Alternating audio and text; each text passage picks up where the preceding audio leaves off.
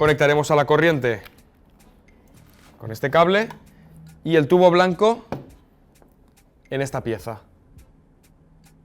Simplemente pondremos y apretaremos hasta que quede todo dentro. Enroscaremos con la parte de abajo, sencillo, y quitaremos el capuchón.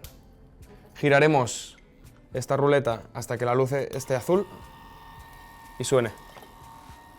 Y ahora, cuando tiremos hacia atrás esta pieza, saldrá aire. Esto es lo que hará que al poner pintura aquí podamos pintar. Es muy sencillo.